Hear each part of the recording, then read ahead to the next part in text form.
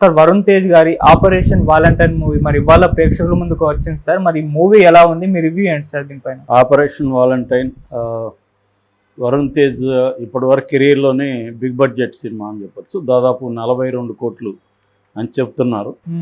So ఈ cinema ఎలా ఉందనేది చూద్దాం. దీని హీరో వరుణ్ తేజ్, మానుషి చిల్లర్ హీరోయిన్, తర్వాత నవదీప్ ఉన్నాడు, మీర్ సర్వర్ ఉన్నాడు, మహాన్ శర్మ ఉన్నాడు, ప్రతాప్ ఫిగర్ ఆయన వీళ్ళ బాస్గా ఉంటాడు, కమాండర్ ఇన్ చీఫ్ అన్నమాట.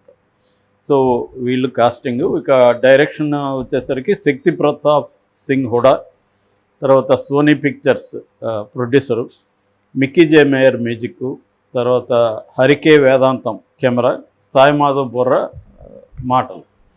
ఇక సినిమా బేసిక్గా ఆల్రెడీ జనాలకి ట్రైలర్ చూస్తేనే తెలిసింది. ఇది బేసిక్గా పుల్వామా దాడి బేస్ చేసుకొని తీసిన సినిమా. మనకి 2019 ఫిబ్రవరి 14లో పుల్వామా దాడి జరిగింది. సో దానికి అంటే కాశ్మీర్లో మన భూభాగం మీద పాకిస్తానీ వాళ్ళు దాడి చేశారు. సో అందులో 40 మంది సైనికులు చనిపోయారు, భారతీయ సైనికులు. అంటే మన భారతీయ సైనిక స్థావరం మీద ఇది దాడి జరిగింది, వీళ్ళు చనిపోయారు.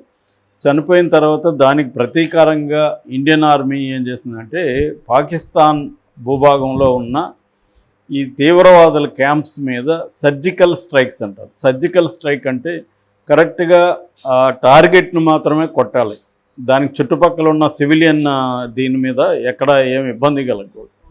అటువంటి సర్జికల్ స్ట్రైక్స్ని ముఖ్యంగా బాల్కోట్ సర్జికల్ స్ట్రైక్ అంటారు. అది జరిగింది. అది సక్సెస్ఫుల్గా కొట్టి మళ్ళీ వెనక్కి రాగలిగారు అనమాట.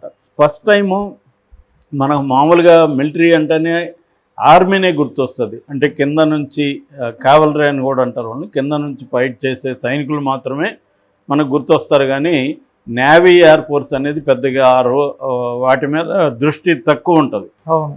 అయితే ఈ బాల్కోట్ ఎయిర్ స్ట్రైక్ తర్వాత మన ఎయిర్ ఫోర్స్ మీద కూడా విపరీతంగా చర్చలు నడిచాయి, మన ఎయిర్ ఫోర్స్ ఎంత స్ట్రాంగ్గా ఉంటుందని. సో ఆ పాయింట్ తీసుకొని ఆల్రెడీ విక్కీ కౌశల్ ఉరి తీశారు. రీసెంట్గా మన ఫైటర్ వచ్చింది. ఇప్పుడు తెలుగులో ఈ వరుణ్ తేజ్తో ఈ ఆపరేషన్ వాలంటైన్ వచ్చింది. ఈ సంఘటన బేస్ చేసుకొని సినిమా ఉంటుంది. అయితే సినిమాగా చూసుకున్నప్పుడు దీంట్లో ఏంటంటే ఆపరేషన్ వజ్రాతో స్టార్ట్ అవుతుంది. ఆపరేషన్ వజ్ర అంటే అంటే ఎనిమి రాడార్కి చిక్కకుండా మనం ఎలా వెళ్ళాలి అనేది ఒక టెస్ట్ చేస్తారన్నమాట, ఎక్స్పెరిమెంట్.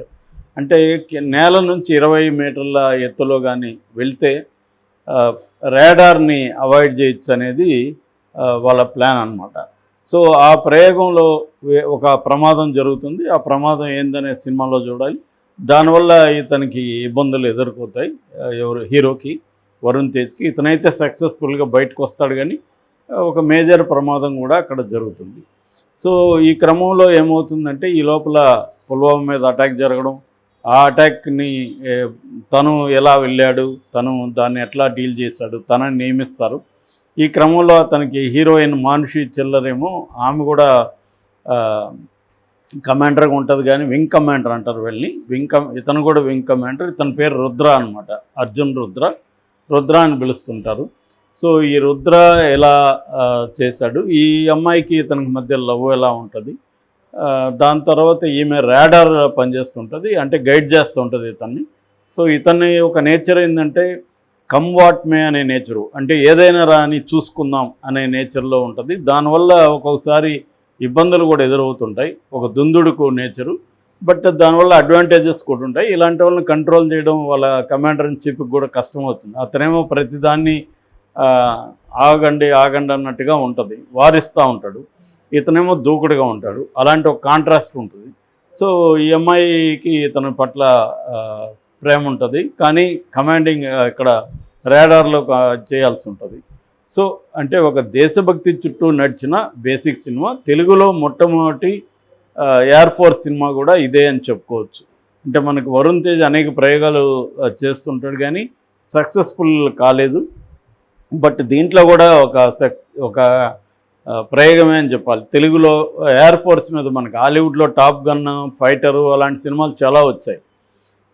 ముఖ్యంగా వార్ బ్యాక్డ్రాప్లో, యూరోపియన్ వార్ బ్యాక్డ్రాప్లో కూడా చాలా సినిమాలు వచ్చాయి. బట్ తెలుగులో అనేవి ఆల్మోస్ట్ లేదు. ఎందుకంటే ఇది స్కైలో చేసినట్టు ఉండాలి, అందువల్ల విఎఫ్ఎక్స్ ఎక్కువ అవుతుంది, ఖర్చు ఎక్కువ అవుతుంది, బడ్జెట్. నిజానికి ఇది హిందీలో తెలుగులో తీశారు.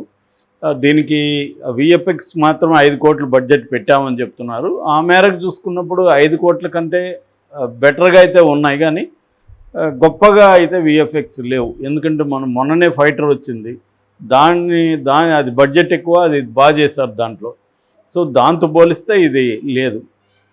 అయితే లేనప్పుడు ఏం చేయాలంటే ఎమోషన్ల మీద వర్క్ చేయాలి ఎక్కువగా, కానీ అది లోపించింది దీంట్లో ఈ కథలో.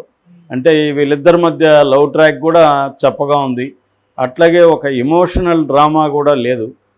ముఖ్యంగా ఫస్ట్ హాఫ్లో ఇతను ఎస్టాబ్లిష్మెంట్లకే ఎక్కువ టైం తీసుకున్నాడు, అది తగ్గించుండాలి. అంటే దీని ఏంటంటే ఒక సీరియస్ కథగా చెప్పుంటే ఇన్వాల్వ్ అయ్యేదానికి స్కోప్ ఉంటుంది. ఇతన్ని ఎలివేట్ చేయడానికి ఎక్కువ స్క్రీన్ టైం ఖర్చు పెట్టేశాడు.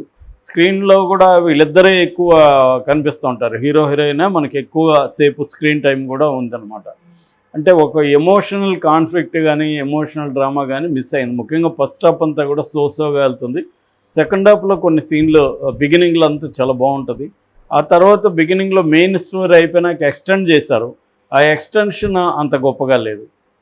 సో అనేవన్గా ఉందని చెప్పచ్చు. అంటే దీంట్లో ప్లస్ చెప్పుకోవాలంటే ఒక దేశభక్తి ఎమోషన్ ఎఫెక్టివ్గా చూపించడానికి ట్రై చేశారు. కాకపోతే ఏంటంటే మనకి ఎన్టీఆర్ లాస్ట్ చివరి టైంలో ఆయన ఎన్టీఆర్ సినిమాల్లో ఈ దేశభక్తి మీద కొన్ని డైలాగులు ఉంటాయి దాసరి నారాయణరావు. అంటే నేను అక్కడ చంపినప్పుడు సర్దార్ పాపరాయుళ్ళు అనుకుంటా కోర్టులో, అక్కడ 100 మందిని చంపితేమో నాకు శౌర్య వీరచక్ర ఇచ్చారు, ఇప్పుడు ఇక్కడ చంపితేమో ఉరిశిక్ష అంటున్నారని అడిగితే అది శత్రువులు అంటే ఎవరికి శత్రువులు? మనకి వాళ్ళు శత్రువులు అయితే వాళ్ళకి మనం శత్రువులు కదా, మనం అది దేశభక్తి అయితే వాళ్ళకి అది దేశభక్తి కదా అనే డైలాగులు ఉంటాయి. ఇది కూడా అంతే. ఇప్పుడు పాకిస్తాన్ సైనికుడు కూడా ఫుడ్ కోసం చేరుతాడు, మన సైనికుడు కూడా ఫుడ్ కోసమే చేరుతారు. సో కాకపోతే ఏంటంటే వీళ్ళకి దేశభక్తి అనే పేరుతో మనం వీళ్ళని సపోర్ట్ చేస్తాం. సో ఆ కైండ్ ఆఫ్ దేశభక్తి దీంట్లో కూడా ఉంది. పాకిస్తాన్ వాళ్ళని విల్లన్లుగా, మన వాళ్ళని హీరోలుగా చూపించే కైండ్ ఆఫ్ దేశభక్తి ఉంది, కానీ అది ఎమోషనల్గా అంత ఎఫెక్టివ్గా అయితే రాలేదు. ఇక యాక్టింగ్ పరంగా వరుణ్ తేజ్ బ్రహ్మాండంగా సరిపోయాడు ఆ క్యారెక్టర్కి. అతను హైట్ కానీ అతని లుక్స్ కానీ అన్నీ బాగా జాగ్రత్తలు తీసుకున్నారు. అంటే ఒక ఫైటరు, ఒక దుందుడు స్వభావం ఉన్న ఆ క్యారెక్టర్ అది పర్ఫెక్ట్గా సూట్ అయ్యాడు. మూడో చెప్పుకోవాల్సిన విజువల్స్ చాలా బాగున్నాయి. ఆ విజువల్ ఎఫెక్ట్ కానీ, విజువల్ లుక్ కానీ, ఆ యాంగిల్స్ కానీ, డైనమిక్ కటింగ్ కానీ అవన్నీ బాగా వచ్చాయి. అట్లాగే సెకండ్ హాఫ్ కూడా దీంట్లో చెప్పుకోదగిన ప్లస్ అని చెప్పుకోవచ్చు. ఇక మైనస్ల విషయానికి వస్తే బేసిక్గా కథనమే మైనస్ అని చెప్పుకోవచ్చు. స్క్రీన్ ప్లే అంటే ఇంట్రెస్టింగ్గా తీసుకెళ్ళలేదు, ఎమోషనల్ ఎఫెక్ట్ బలంగా లేదు. ఇక ఫస్ట్ హాఫ్ కూడా వీక్గా అని చెప్పాలి. ఇక మ్యూజిక్ కూడా సోగా ఉంది, కానీ దీనికి ఉండాల్సినంత టెన్స్ మ్యూజిక్ ఇంకా ఎఫెక్టివ్గా ఉండొచ్చు. కొన్ని సీన్లు కూడా ఎమోషనల్ సీన్లు, ఒక పాపను కాపాడే సీన్ ఉంది సైనికుడు, అది ఇంకా బాగా చేసి ఉండొచ్చు ఎఫెక్టివ్గా. దాంట్లో మంచి ఎమోషన్ వచ్చే స్కోప్ ఉంది, కానీ దాన్ని అంత ఎఫెక్టివ్గా ఉపయోగించుకోలేదని అనిపిస్తుంది. సో ఓవరాల్గా తీసుకుంటే ఈ సినిమా సోగా ఉంది ఒక సినిమాగా చూసినప్పుడు. అయితే దేశభక్తి బాగా బలంగా ఉన్న వాళ్ళు చూస్తే మాత్రం వాళ్ళకి నచ్చే అవకాశం ఉంది, అంటే దేశభక్తి కనెక్ట్ అయ్యే అవకాశం ఉంది, కానీ వేరే ఏ రకమైన ఎమోషన్లు సరిగా లేదు. నిజానికి వీళ్ళిద్దరి మధ్య లవ్ స్టోరీని బాగా తీసుకుండొచ్చు. అట్లాగే కామన్ పీపుల్ మామూలుగా యూరోపియన్ హాలీవుడ్ సినిమాల్లో చాలా సినిమాల్లో అంటే ప్రైవేట్ రయాన్ కానీ, ఇట్లా సేవింగ్ ద ప్రైవేట్ రయాను, ఇట్లా చాలా ఉంటాయి కదా. వాటిలో ఏం చేస్తారంటే వాళ్ళు ఈ హ్యూమన్ బీయింగ్స్ స్టోరీస్ కూడా కనెక్ట్ చేస్తారు, వాళ్ళ పర్సనల్ స్టోరీస్ కూడా కనెక్ట్ చేస్తారు.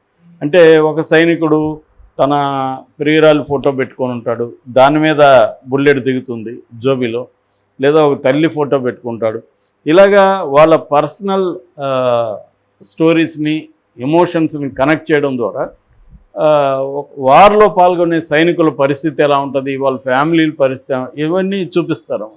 అందువల్ల మనకి మోర్ హ్యూమన్ కనెక్షన్ అయితే ఉంటుంది. ఇక్కడ అటువంటివి లోపించింది. బట్ ఏదేమైనా ఒకసారి అయితే చూడదగిన సినిమా ఇంట్రెస్ట్, ఎందుకంటే మనకి ఇట్లాంటి సినిమా తెలుగులో రాలేదు కాబట్టి మన వాళ్ళు ఎలా చేశారు ఏందనేది చూడొచ్చు. నా రేటింగ్ 2.5 out of 5.